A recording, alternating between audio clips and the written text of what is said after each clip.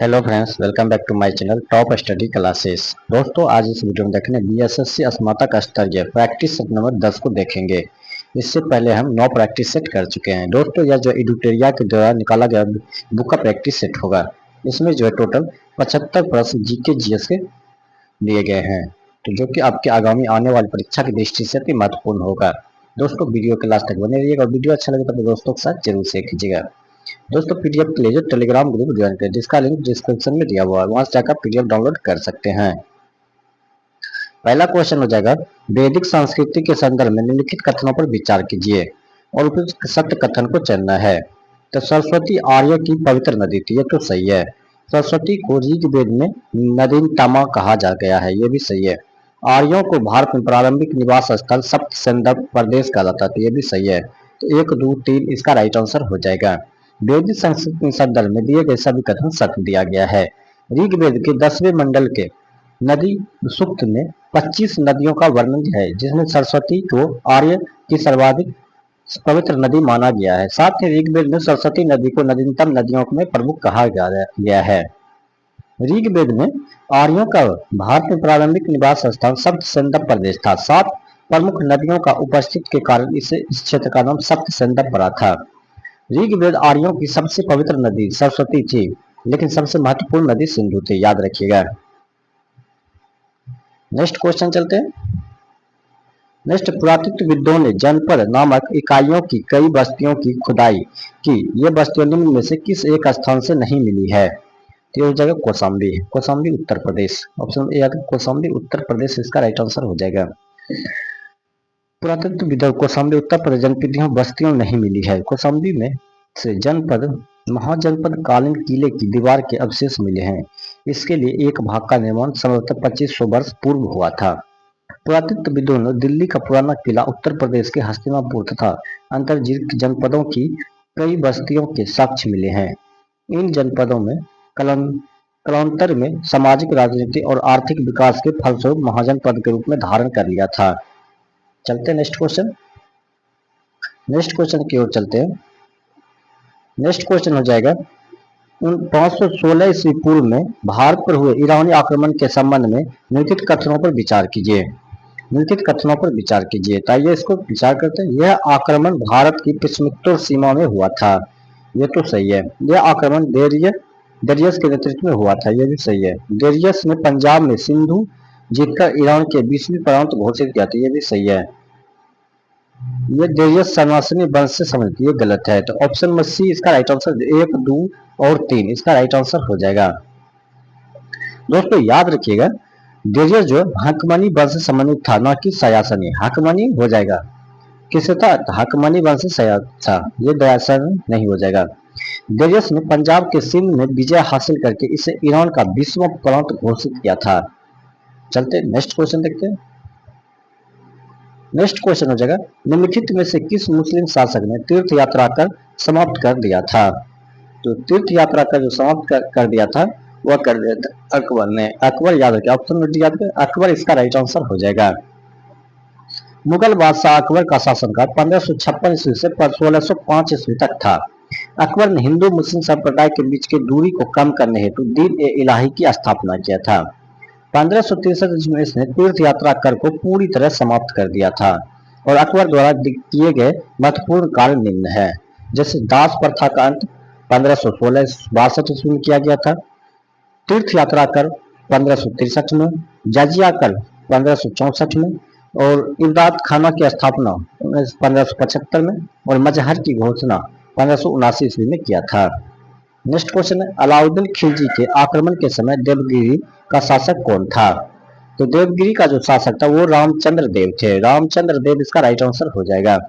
1296 ईस्वी में अलाउद्दीन खिलजी ने देवगिरी पर आक्रमण किया था। उस समय देवगिरी का शासक रामचंद्र देव था। इस आक्रमण के बाद रामचंद्र देव की बस एलुचिर की आय भेजने का वादा किया था, परंतु रामचंद्र देव की पुत्र शंकर देव ने इसे भुगतान को रोक दिया था। चलते हैं नेक्स्ट क्वेश्चन देखते हैं। नेक्स्ट, 26 जून 1539 को शेरशाह और हुमायूं के बीच युद्ध कहाँ लड़ा गया था? ये लड़ा गया था चौसा में, याद रखिए, चौसा इसका राइट आंसर हो जाएगा। 26 जून 1539 ईस्वी को मुगल सम्राट हुमायूं द्वारा तथा शेरशाह सूरी के मध्य चौसा का युद्ध लड़ा गया था। इस युद्ध में शेरशाह सूरी विजय हुआ था। चौसा नामक स्थान वर्तमान में बक्सर जिले में स्थित है। नेक्स्ट, भारत में मुगल वंश के संस्थापक कौन थे? भारत में मुगल वंश के संस्थापक कौन थे? तो वह थे बाबर। याद रखिए, भारत में मुगल वंश के संस्थापक कौन थे? तो वो बाबर हो जाएंगे। पानीपत की प्रथम युद्ध के बाद बाबर ने स्वयं को बादशाह घोषित किया था तथा भारत में मुगल वंश की स्थापना किया था। बाबर तैमूर तथा चंगेज खान के वंशज थे। बाबर का उत्तराधिकारी उसका पुत्र हुमायूं हुआ था। बाबर के पिता का नाम उमर शेख मिर्जा तथा माता का नाम कुतुलुग निगार खानम था। चलते हैं नेक्स्ट क्वेश्चन। नेक्स्ट क्वेश्चन हो जाएगा, बेलेजली द्वारा की गई सहायक संधि की शर्तों के संदर्भ में निम्नलिखित कथनों पर विचार कीजिए। निम्नलिखित कथनों पर विचार कीजिए और उसका सही कुछ को आंसर बताइए ना है। तो इसका जो अंग्रेज अपने क्या सही उत्तर को चुनना है, तो आइए इसको सही उत्तर को चुन लेते हैं। कौन सा सही उत्तर हो जाएगा? अंग्रेज अपने सहयोगियों के बाहरी और आंतरिक चुनौतियों की रक्षा करेंगे। ये तो सही है। सहयोग पक्ष अंग्रेजों की अनुमति के बिना युद्ध तो कर सकता है, लेकिन किंतु संदेह, ये गलत है। सहयोगी पक्ष के भू क्षेत्र में एक सैनिक टुकड़ी तैनात रहेगी, ये भी सही है। ऑप्शन नंबर 1 और 3 इसका राइट आंसर हो जाएगा। चलते हैं, सहयोगी पक्ष न तो किसी शासक के साथ संधि करेगा और न ही किसी अनुमति के बिना किसी युद्ध में हिस्सा लेगा। ये कथन तो गलत दिया गया है। ऑप्शन नंबर सी 1 और 3 इसका राइट आंसर हो जाएगा, जो कि सही ऑप्शन दिया गया है। नेक्स्ट क्वेश्चन है, 1857 के विद्रोह के बाद महारानी की उद्घोषणा के संदर्भ में निम्नलिखित कथनों पर विचार कीजिए। निम्नलिखित कथनों पर विचार कीजिए और सही उत्तर को पहचानना है। तो इसने राज्य हड़प की नीति को समाप्त कर देश से राजकुमारों को अधिकारों की समानता प्रदान किया है। यह तो सही है। कानून की संचालन करते समय भारतीय लोगों के अधिकारों, रीति रिवाजों तथा प्रथाओं पर विचार किया जाना था। यह भी सही है। इसने सरकारी सेवाओं को भारतीय की भागीदारी को प्रतिबंधित कर दिया था। ये गलत है, ये गलत हो जाएगा। तो इसका जो राइट आंसर क्या हो जाएगा? तो राइट आंसर हो जाएगा सी नंबर 1 और 2 इसका करेक्ट आंसर हो जाएगा। चलते हैं नेक्स्ट क्वेश्चन। नेक्स्ट, बंग भंग विरोधी आंदोलन के संबंध में कौन सा कथन असत्य दिया गया है? तो बंग भंग जो है, इस आंदोलन में हिंदुओं तथा मुसलमानों के बीच विनिमय को बढ़ावा दिया था। तो ऑप्शन नंबर डी जो है इसका करेक्ट आंसर हो जाएगा। डी इसका करेक्ट आंसर हो जाएगा। नेक्स्ट क्वेश्चन चलते हैं, माउंटबेटन योजना में क्या हासिल नहीं हुआ था? माउंटबेटन योजना में क्या हासिल नहीं हुआ था? तो माउंटबेटन योजना में जो है सिंध तथा बलूचिस्तान में जनमत संग्रह द्वारा यह निश्चित किया जाएगा कि वो पाकिस्तान से मिलना चाहते हैं या नहीं। ऑप्शन नंबर बी इसका करेक्ट आंसर हो जाएगा। सिंध व बलूचिस्तान के संबंध मामले में वहां के विधानमंडल को निर्णय लेना था। उत्तर पश्चिम सीमांत प्रांत में जनमत संग्रह द्वारा निर्णय किया जाना था कि इस आधार पर विकल्प भी सही हो जाएगा। चलते हैं नेक्स्ट क्वेश्चन देखते हैं।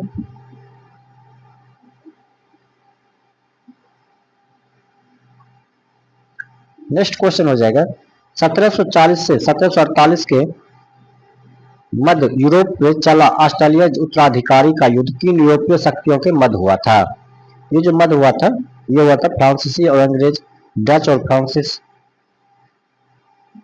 फ्रांसीसी और अंग्रेज। ऑप्शन नंबर जो ए इसका करेक्ट आंसर हो जाएगा। इस युद्ध में जो है, इस युद्ध के परिणाम दोनों देशों के मध्य भारत के दृष्टिगोचर में हुए थे, जब फ्रांसिस सेंट जॉर्ज को अपने आधिपत्य में ले लिया था। इस युद्ध के पौंडीचेरी में फ्रांसीसी गवर्नर के रूप में डुप्ले कार्यरत था। चलते हैं नेक्स्ट क्वेश्चन। नेक्स्ट क्वेश्चन हो जाएगा, मुंडा आंदोलन के संदर्भ में कौन सा कथन सत्य दिया गया है? तो 1895 में बिरसा मुंडा ने अपने अनुयायियों से अपने गौरवशाली अतीत को पुनः प्राप्त करने का आग्रह किया। ये तो सही है।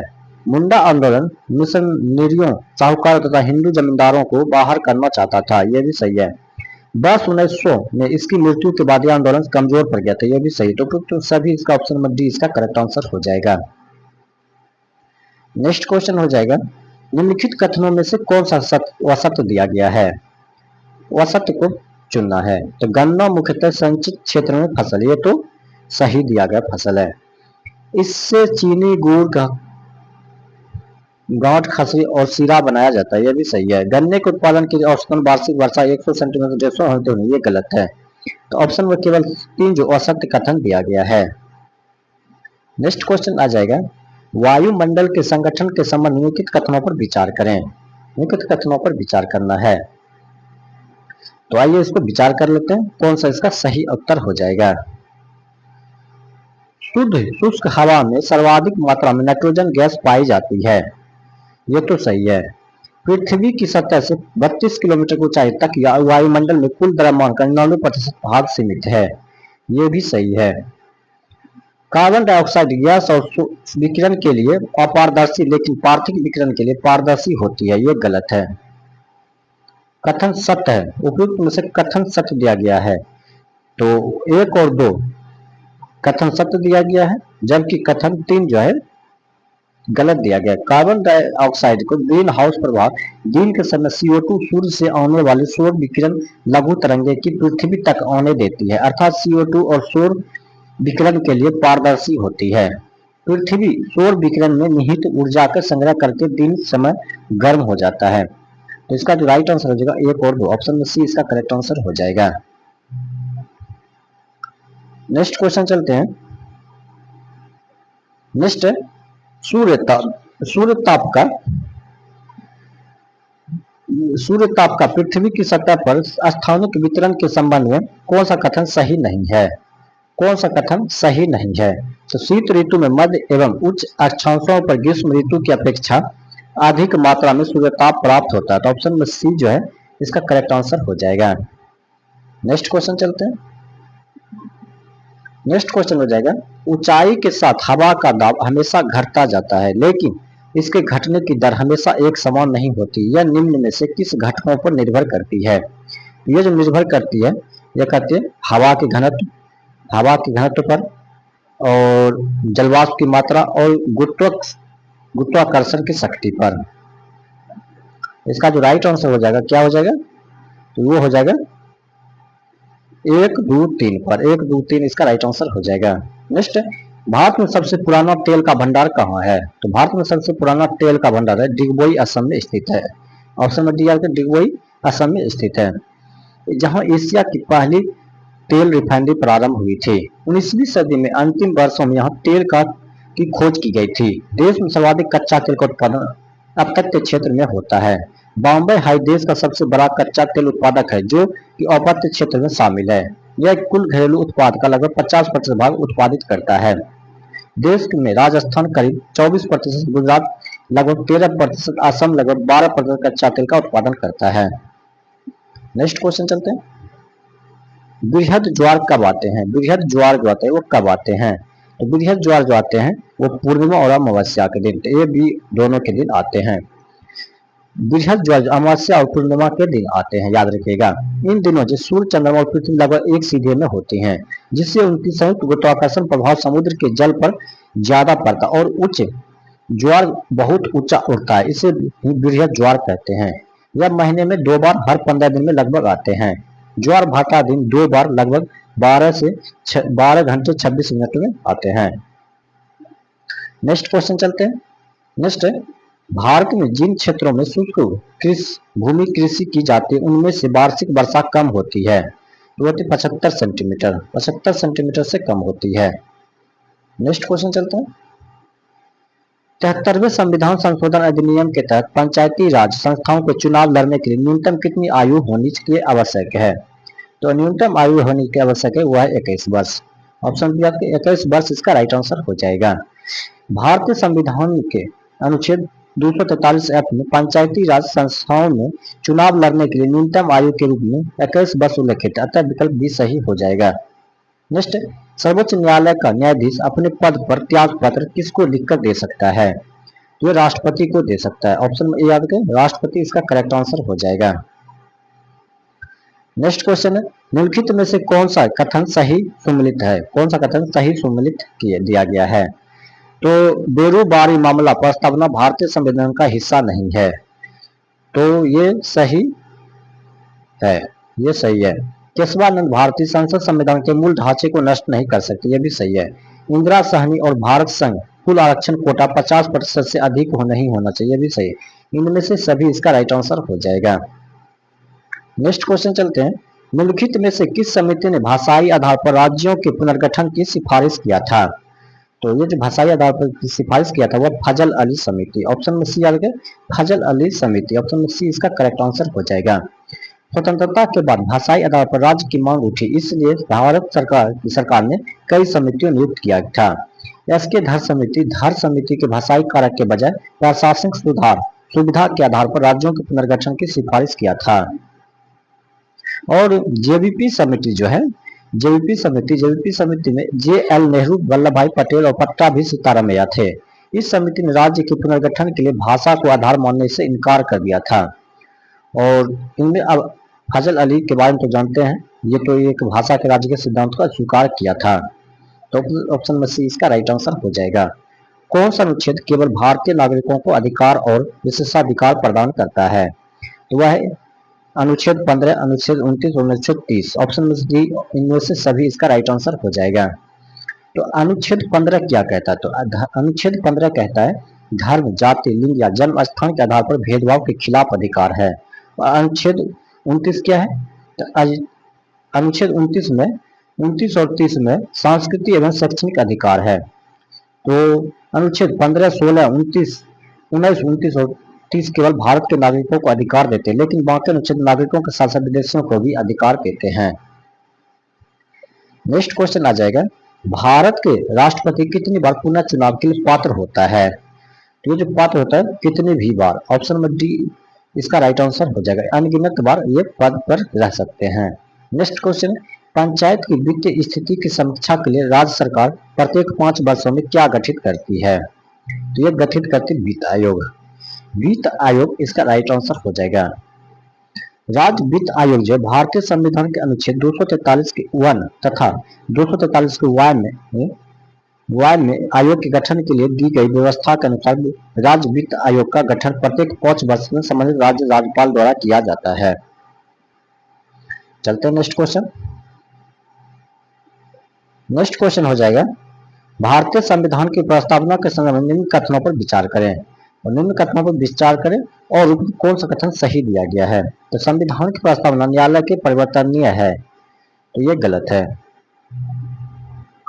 कौन सा कथन सही दिया गया? सिर्फ सही उत्तर को चुनना है। तो प्रस्तावना को विधायक शक्ति का स्रोत माना, यह भी गलत है।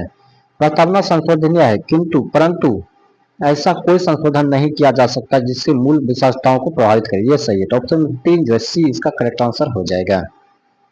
नेक्स्ट क्वेश्चन चलते हैं, बैंक दर का आशय है। बैंक दर का आशय क्या है? तो बैंक दर का आशय जो हो जाएगा वो हो जाएगा केंद्रीय बैंक द्वारा ली जाने वाली आधिकारिक ब्याज दर, ऑप्शन में डी जो है इसका करेक्ट आंसर हो जाएगा। नेक्स्ट क्वेश्चन चलते हैं, स्तंभ क के साथ स्तंभ ख की मिलाई और नीचे दिए कूट की सहायता से सही उत्तर को चयन कीजिए। आइए इसको सही उत्तर को चयन कर लेते हैं। Open general licence, open general विदेशी व्यापार। TRYSEM ये हो जाएगा रोजगार। थोक मूल्य सूचकांक ये हो जाएगा मुद्रास्फीति। और नगद रिजर्व अनुपात निधि नियंत्रक, तो ऑप्शन में ये इसका करेक्ट आंसर हो जाएगा। नेक्स्ट क्वेश्चन चलते हैं। नेक्स्ट, निम्नलिखित कथनों पर विचार कीजिए, असत्य कथन की पहचान कीजिए। असत्य कथन को पहचान करना है। आइए असत्य कथन में कौन है? तो साख के औपचारिक स्रोत के अंतर्गत व्यावसायिक बैंक एवं सहकारी समितियों को शामिल किया जाता है, ये तो सही कथन दिया गया है। नेक्स्ट, भारतीय रिजर्व बैंक ऋणों के औपचारिक स्रोतों की कार्यप्रणाली में नजर रखता है, यह भी सही है। ग्रामीण क्षेत्र में ऋण तथा साख का सबसे अधिक भाग औपचारिक स्रोतों के द्वारा पूरा होता है, ये गलत है। तो ऑप्शन में सी जो इसका करेक्ट आंसर हो जाएगा। नेक्स्ट क्वेश्चन हो जाएगा, निम्नलिखित में से किन लोगों के द्वारा दिए गए कर्ज को अनौपचारिक क्षेत्र के ऋण के अंतर्गत शामिल किया जाता है? ये तो शामिल किया जाता है ये मित्र, व्यापारी, साहूकार, रिश्तेदार, उपयुक्त से सभी इसका राइट आंसर हो जाएगा। नेक्स्ट क्वेश्चन आ जाएगा, MS वर्ड में फंक्शन की F12 का उपयोग डैश के लिए किया जाता है। यह किया जाता है save as dialog box open करने के लिए, ऑप्शन में ए जो है इसका करेक्ट आंसर हो जाएगा। चलते हैं नेक्स्ट क्वेश्चन। नेक्स्ट क्वेश्चन हो जाएगा, निम्नलिखित में से किसका उपयोग कंप्यूटर सिस्टम में स्टोरेज के लिए नहीं किया जाता है? इसका सिस्टम स्टोरेज के लिए नहीं किया जाता है। ये जो स्टोरेज के लिए नहीं किया जाता ये एडर हो जाएगा। ऑप्शन में सी आपके एडर इसका करेक्ट आंसर हो जाएगा। नेक्स्ट, एलिफेंटा की गुफाएं निम्नलिखित में से किसके द्वारा निर्मित करवाया गया था? एलिफेंटा की गुफाएं किसके द्वारा निर्मित करवाया गया था?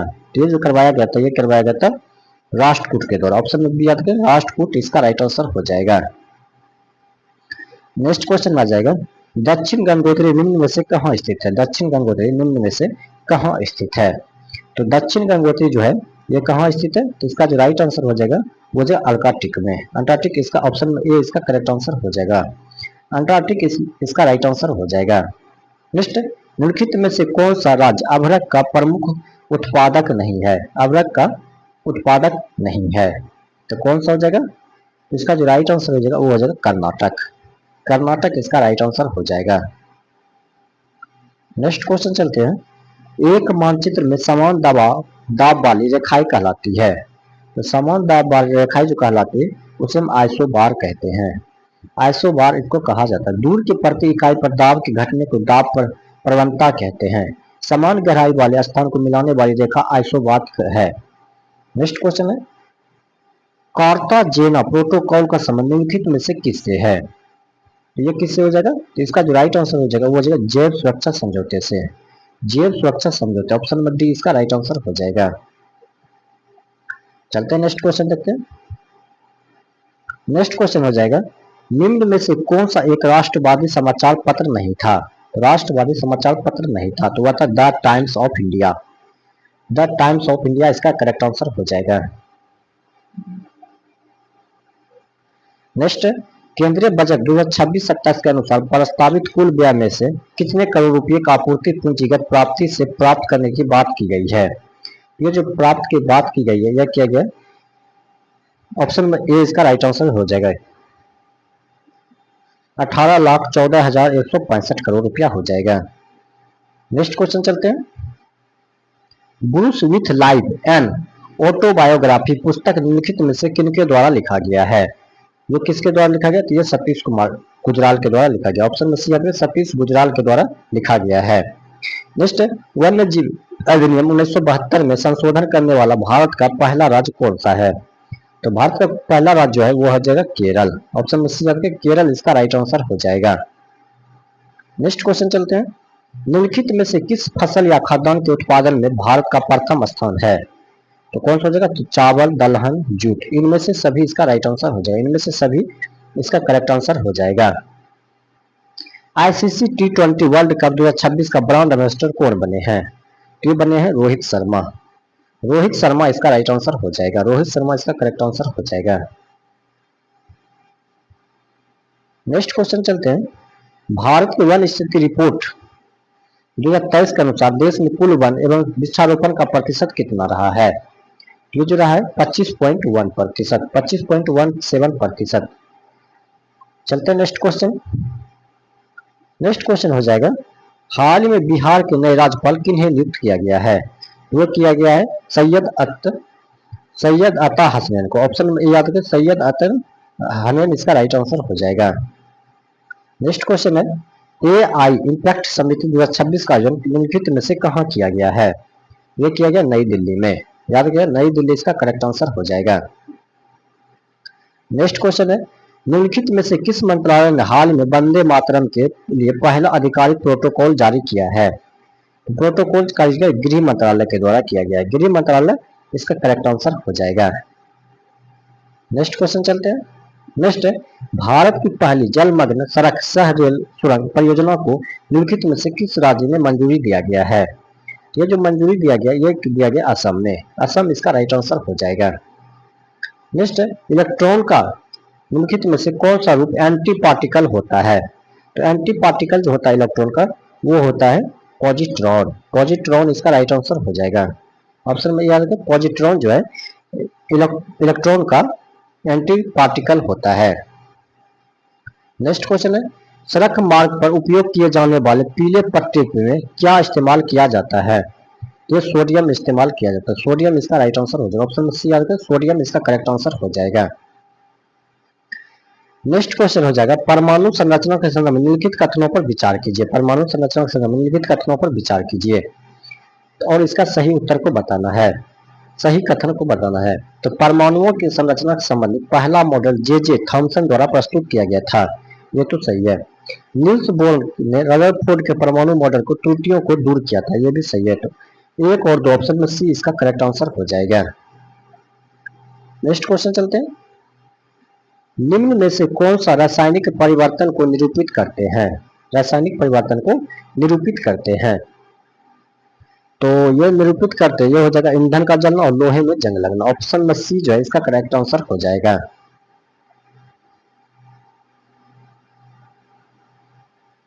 नेक्स्ट क्वेश्चन है आधुनिक आवास सारणी के संदर्भ में निम्नलिखित कथनों में से कौन सा कथन सही नहीं है? कौन सा कथन इसमें से सही नहीं है, ये पूछा गया प्रश्न है।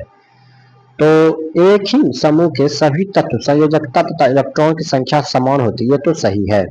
प्रत्येक आवर्त दर्शाता है कि एक नया कोष इलेक्ट्रॉन में भरा हो गया है, ये भी सही है। आवर्त सारणी बाएं से दाएं और जाने वाली परमाणु त्रिज्या घटती है, जबकि समूह में ऊपर से नीचे आने परमाणु का आकार बढ़ता है, ये भी सही है। धात्विक अभिलक्षण आवर्त में बढ़ता है तथा मासूम के नीचे जाने पर घटता है, ये गलत है। तो ऑप्शन में डी जैसा करेक्ट आंसर हो जाएगा, जो कि कथन सत्य दिया गया है। नेक्स्ट क्वेश्चन हो जाएगा सूची 1 को सूची 2 के साथ सम्मिलित कीजिए और नीचे कुट भाषा के सहायता से प्रयोग का सही उत्तर का चयन करना है।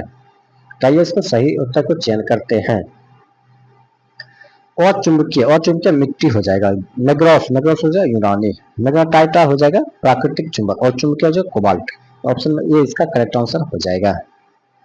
नेक्स्ट क्वेश्चन चलते हैं। नेक्स्ट क्वेश्चन परमाणु की संरचना के संदर्भ में निम्न में पर विचार कीजिए। परमाणु की संरचना के संदर्भ में निम्न पर विचार कीजिए। आइए निम्न पर विचार करते हैं और कौन सा कथन सही है। समान तत्व के वे परमाणु जिनके परमाणु क्रमांक समान किंतु परमाणु भार भिन्न भिन्न होते समस्थानिक कहलाते हैं, ये तो सही है। विभिन्न तत्वों के वे परमाणु जिनके परमाणु क्रमांक भिन्न किंतु परमाणु भार समान होते हैं समभारिक कहलाते हैं, ये भी सही है। विभिन्न तत्वों के परमाणु जिनमें न्यूट्रॉन की संख्या समान होती है समत्रोनिक कहलाते हैं, ये भी सही। तो उपयुक्त में से 1 2 3 इसका राइट आंसर हो जाएगा। ऑप्शन नंबर डी जो इसका करेक्ट आंसर हो जाएगा इनमें से सभी। नेक्स्ट क्वेश्चन चलते हैं। क्षारीय धातु प्रबल उपचायक इसका कारण क्या है? इसका जो उपचायक हो जाएगा निम्न आयन ऊर्जा। ऑप्शन में ये याद हुए निम्न आयनन ऊर्जा इसका करेक्ट आंसर हो जाएगा। निम्न आयनन ऊर्जा इसका राइट आंसर हो जाएगा। नेक्स्ट निम्नलिखित में से कौन सी एक अदिश राशि नहीं है? निम्नलिखित में से कौन सी एक अदिश राशि नहीं है? तो बल जो है एक अदिश राशि नहीं है। नेक्स्ट क्वेश्चन चलते हैं। नेक्स्ट निम्नलिखित में से कौन सा आवृत्ति बढ़ने पर तरंग दैर्घ्य घटने के संदर्भ में सही है? निम्नलिखित में कौन सा आवृत्ति बढ़ने पर और तरंग दैर्घ्य घटने के संदर्भ में सही नहीं है?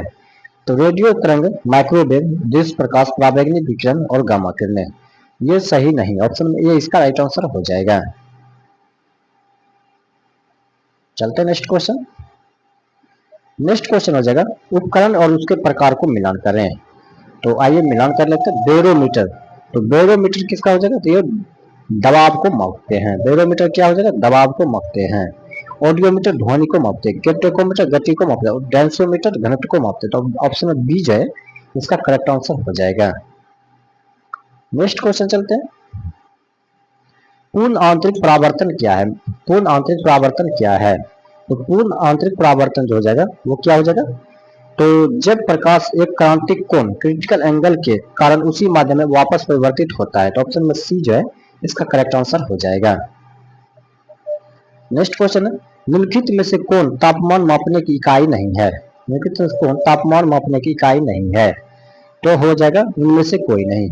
तापमान मापने की इकाई नहीं है तो इनमें से कोई नहीं हो जाएगा। चलते हैं नेक्स्ट क्वेश्चन। नेक्स्ट क्वेश्चन हो जाएगा पेंडुलम की समयावधि के संबंध में निम्नलिखित में से कौन सा कथन सत्य दिया गया है? तो ए इसकी लंबाई पर निर्भर करता है। ऑप्शन नंबर ए इसका राइट आंसर हो जाएगा, इसकी लंबाई पर निर्भर करता है। नेक्स्ट क्वेश्चन हो जाएगा ऑटोमोबाइल में हाइड्रोलिक ब्रेक किस सिद्धांत पर कार्य करता है? ऑटोमोबाइल में हाइड्रोलिक ब्रेक किस सिद्धांत पर कार्य करता है? तो ये करता है पास्कल के नियम पर। पास्कल के नियम पर कार्य करता है। पास्कल का नियम कहता है किसी बंद तरल पदार्थ पर लगाए गए दबाव पर परिवर्तन तरल पदार्थ के सभी भागों और उसके कंटेनर के दबाव तक एक समान होती है। नेक्स्ट, वर्षा बूंद के गोलाकार रूप में किसके कारण होता है? तो वर्षा का जो बूंद होता है वो गोलाकार होते हैं, वो किसके कारण होता है? तो होते पृष्ठ तनाव के कारण। ऑप्शन बी आपका पृष्ठ तनाव के कारण होता है। नेक्स्ट क्वेश्चन हो जाएगा, मांसपेशियों के संकुचन और विश्राम के लिए कौन सा खनिज महत्वपूर्ण है? तो हो जाएगा कैल्शियम। कैल्शियम इसका राइट आंसर हो जाएगा। ऑप्शन बी ए आता है, कैल्शियम इसका करेक्ट आंसर हो जाएगा।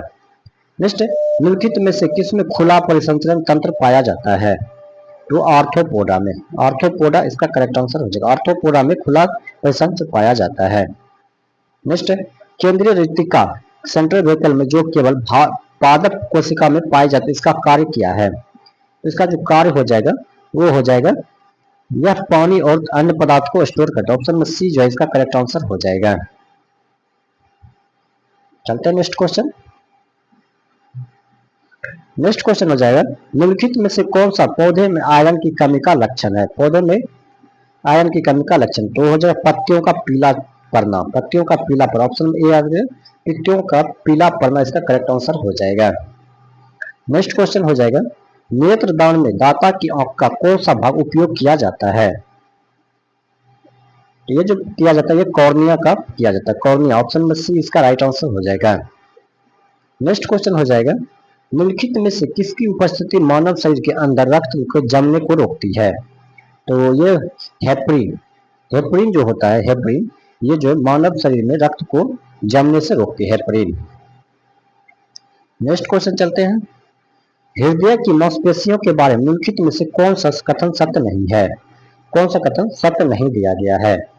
तो आइए, तो इनमें कौन सा कथन सत्य नहीं दिया गया है? सत्य नहीं है। इन्हें नियंत्रित किया जा सकता है, ये सत्य नहीं है। इसमें माइटोकॉन्ड्रिया की कमी होती है, ये भी सत्य नहीं है। कोशिका दूध नियोज्य होती है, ये भी सत्य नहीं है। तो ऊपर में से डी इसका राइट आंसर हो, इनमें से सभी। नेक्स्ट क्वेश्चन हो जाएगा, निम्नलिखित में से कौन पौधे को संरचनात्मक सहायता प्रदान करता है? तो ये जो प्रदान करता है ये करता है लिग्रीन। लिग्रीन ऑप्शन में भी आ गया, लिग्रीन इसका करेक्ट आंसर हो जाएगा। नेक्स्ट है, निम्नलिखित में से कौन सा वायु जनित रोग है? तो वायु जनित रोग जो हो जाएगा वो हो जाएगा खसरा। खसरा जो है वायु जनित रोग है।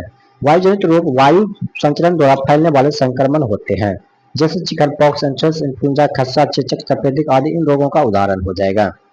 तो दोस्तों आज का सेट यहीं समाप्त करते हैं। अगर ये वीडियो आपको अच्छा लगा तो अपने दोस्तों के साथ जरूर शेयर कीजिएगा। मिलते हैं नेक्स्ट वीडियो में नेक्स्ट सेट के साथ, तब तक के लिए धन्यवाद।